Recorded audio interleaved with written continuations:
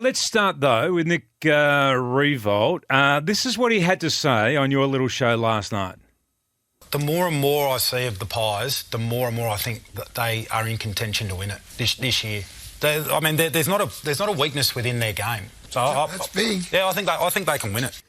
That's big. That was you. Well, I was a bit You dumbstruck. almost fell off your chair last night when he said that. I did, only because when he was talking, saying the more I see them, I thought, I certainly had in my own mind certain that he was going to say the more I think they can finish top four.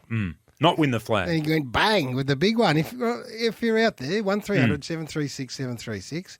Love it. I love it when people go out on a limb. Can Collingwood win the flag? That's right. He doesn't think they have a weakness. Do you think that they have a weakness? At the moment, they do have a weakness, and that is that Darcy Moore is injured and he won't be playing, and we don't know when he's going to return.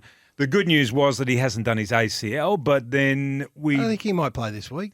They haven't ruled him out for this week. Oh, yes, they have. They haven't ruled him out, but the suggestion is that he won't play for 3 or 4 weeks. Oh, is that right? Yeah, but I thought I read where they said he might be back. Well, Tom Brown had, and he's reasonably well connected there at Collingwood these days, Tommy. He is. He had that he's probably going to be 3 or 4 weeks out. I so that. He's not going to be playing this week, I wouldn't have thought. I did miss Collingwood haven't actually put a statement out to say that he's not playing this week, but one would think that he's not going to play this week.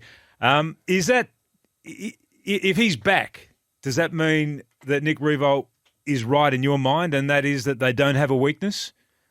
I'll have 2 coffees, thanks. Swatson's give me a coffee. Hang on, that's got sugar. You better take that with you.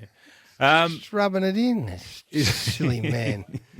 Jeez. If you just joined our program, Gary's having a blood test later today, which means that he can't have a cup of coffee this morning. Yeah, my headaches and my tummy cramps are getting Sammy worse. has just brought in a cup of coffee for him, and that's made things worse for him. He's lost his train of thought now. Have they got a weakness? No. Darcy Moore's back. Is there any other weakness that you can spot? Not an obvious one. If I was concerned about anything, would it be their ability to kick up 100 points in big games? They did it a bit. I mean, they did against Melbourne, so I mean that's. They may not need to though, because their defence is pretty good. Their defence has been good. It's been good. Hey, no, I think it might be one of those years where you get it right at the right time of the year, then you could be a chance. I'm fascinated with the whole ruck situation because the more I watch Cameron, the more I believe that he is a very, very good ruckman, a number one ruckman.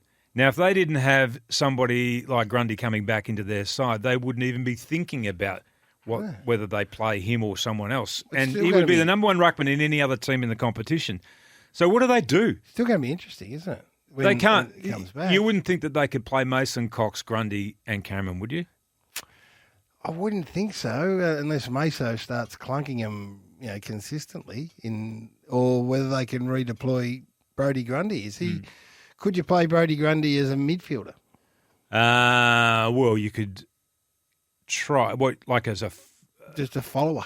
Right. Yeah. I think they can probably manoeuvre it and play one of the big guys forward because they don't have a big clunker at the moment. They don't have a big forward. So therefore they could play one off the bench, maybe play Cameron in the ruck. I think ruckmen, though, they generally come into their own when they're given the number one ruck responsibilities and they're able to get the game time. So yeah, it's hard. It's much harder for them to start as forwards, like ruckmen that go forward could. John Ralph's writing here in the Herald Sun, this is what I read, that Darcy Moore, the newly re-signed veteran, avoided ligament damage and likely to play this week.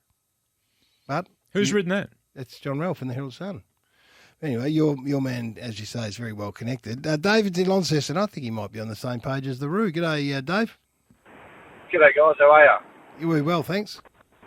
I think this year Collingwood, have proven they can win some close games. I don't know, Melbourne were a little bit undermanned when we took them on, but we still beat the champ, and look what they did a week or two later.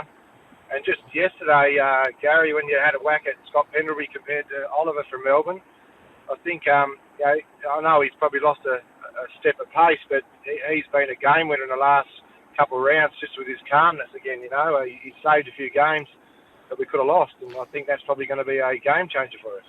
Yeah, no, Dave, I've never had a whack at Scott Pendlebury. We're talking about this elite level of football week in and week out, and I suggested that was Scott Pendlebury in the past. He's still playing good footy, but I don't think anyone would have him in the absolute pointy